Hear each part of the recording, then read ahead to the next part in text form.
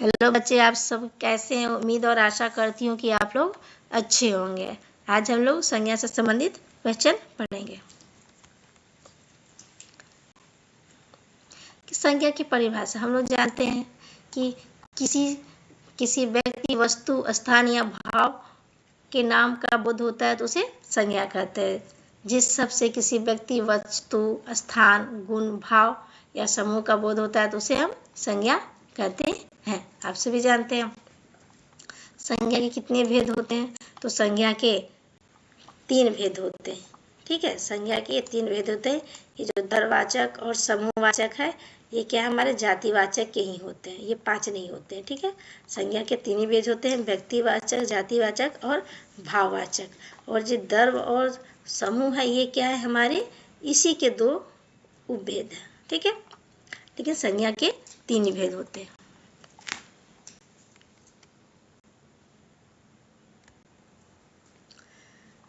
वो कुछ वाक्य दिए, उसमें से आपको संज्ञा छांटना है। राम स्कूल गया। ठीक है, तो राम स्कूल गया, तो राम कौन सी संज्ञा है? तो राम जो हमारा क्या है? व्यक्तिवाचक संज्ञा है। स्कूल, एक स्कूल तो नहीं, सारे स्कूल है, तो ये हमारा क्या हो जाएगा? ये हमारा जातिवाचक संज्ञा है। गंगा एक पवित्र नदी है। गंगा एक क्या? पवित्र नदी है। गंगा आपका क्या है? नाम है, तो ये क्या हो गया हमारा? व्यक्तिवाचक। ठीक है, और नदी पूरी नदी है, एक नदी का तो नाम नहीं है, तो ये क्या हो जाए? जातिवाचक संज्ञा। सोना बहुत महंगा है। सोना क्या है? बहुत महंगा है, तो सोना क्या होगा? जातिवाचक जो उपभेद देते हैं तो उसमें एक द्रवाचक संज्ञा, चाहे आप कभी हो सकता है, अगर नहीं तो इसमें जातिवाचक भी लिख सकते हैं। ठीक है, क्योंकि उसी के भेद है। ज़्यादा द्रववाचक संज्ञा और समूहवाचक संज्ञा ज़्यादातर नहीं होते, इसमें हम उसको जातिवाचक ही लिख सकते हैं। बच्चों की टोली खेल रही है। बच्चों की टोली खेल रही है, तो बच्चों की टोली समूह है, तो ये समूहवाचक या हम इसको जातिवाचक बोल सकते हैं। उसकी ईमानदारी सबको पसंद है। ईमानदारी क्या है? अंदर की भावना है। ईमानदारी क्या है? अंदर की भावना है। तो क्या कहते हैं? गुण, दोष, भाववाचक संज्ञा किसे कहते हैं? जिसे किसी व्यक्ति गुण, दोष, भाव या स्थिति का पता चलता है तो उसे हम क्या कहते हैं? भाववाचक। तो ईमानदारी गुण है उसका, तो ये क्या हो गया हमारा? भाववाचक संज्ञा हो गई। निम्नलिखित शब्दों में से भाववाचक संज्ञा बनाना है। मीठा, तो मीठा का भाववाचक संज्ञा क्या हो जाएगा? मिठास। सुंदर, सुंदर का भाववाचक संज्ञा क्या है? सुंदरता। वीर, वीर का भाववाचक संज्ञा क्या है? वीरता। ज्ञानी, ज्ञानी का भाववाचक संज्ञा ज्ञान। सच्चा, सच्चा का भाववाचक संज्ञा क्या होगा? सच्चाई। तो इस प्रकार हम लोग देखें कि भाववाचक जो वर्ड दिए हैं, मीठा, सुंदर, वीर, ज्ञानी, सच्चा, इसके भाववाचक संज्ञा क्या होगा? मीठा, सुंदरता, वीरता, ज्ञान और सच्चाई।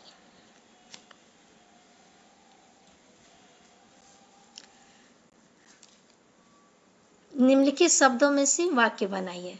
स्वतंत्रता हमारा जन्मसिद्ध अधिकार है। स्वतंत्रता हमारा जन्मसिद्ध अधिकार है।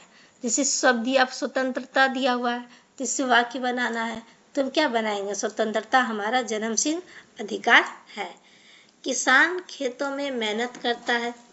ठीक है, किसान खेतों में मेहनत करता है, तो किसान वर्ड दिया हुआ है और उसका क्या वाक्य बनाना है? किसान खेतों में मेहनत करता है।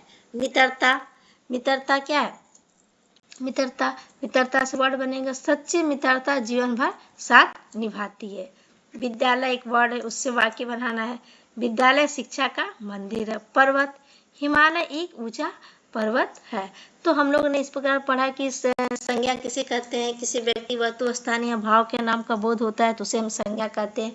संज्ञा के कितने भेद होते हैं? संज्ञा के 3 भेद होते हैं, व्यक्तिवाचक, जातिवाचक और भाववाचक।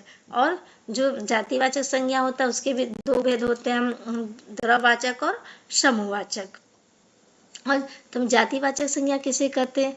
जिससे जातिवाचक संज्ञा जिससे किसी समूह का क्या होता है? जो समूह होता है, पूरे समूह का या पूरी जाति का बोध होता है, तो उसे हम क्या कहते हैं? उसे हम जातिवाचक संज्ञा। जैसे कि जातिवाचक जो किसी एक विशेष व्यक्ति, वस्तु, स्थान का ना होकर वो क्या करता है?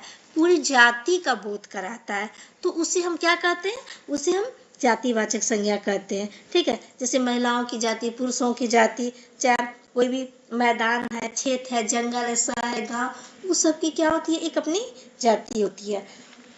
आपको बताया था जातिवाचक के दो भेद होते हैं, समूहवाचक और दलवाचक। तो समूहवाचक क्या कहते हैं, जो पूरे झुंड में होते हैं, मतलब पूरे एक समूह या समुदाय का बोध होता है, तो उसे हम क्या कहते हैं, समूहवाचक। जैसे कोई सम्मेलन हो गया, कक्षा हो गया, कोई सभा हो गई, कोई गोष्ठी हो गई, वो सब समूह। द्रववाचक किसे कहते हैं, तो द्रववाचक जो होता है वो क्या, कोई भी तरल पदार्थ, ऐसे पदार्थ जिनसे वस्तु बनता है, उसे हम क्या कहते हैं, द्रववाचक। द्रववाचक में आपका सभी तरल पदार्थ जो लिक्विड हमारे होते हैं सब आ जाते हैं, सोना, चांदी, पीतल, जो भी है, ये सब चीज क्या हो जाते हैं, हमारे द्रववाचक में आ जाते हैं।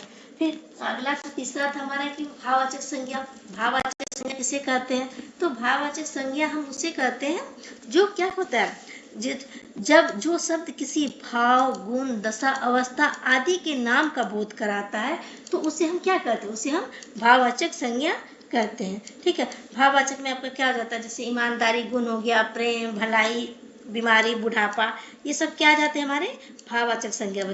और भाववाचक संज्ञा तभी कंप्लीट होता है, भाववाचक संज्ञा जब 5 चीजों में परिवर्तित करते हैं। किसमें, भाववाचक संज्ञा को भाववाचक में, सर्वनाम को भाववाचक में, क्रिया को भाववाचक में, विशेषण को भाववाचक में, और अव्यय जो होते हैं उसको भाववाचक में परिवर्तित होते हैं।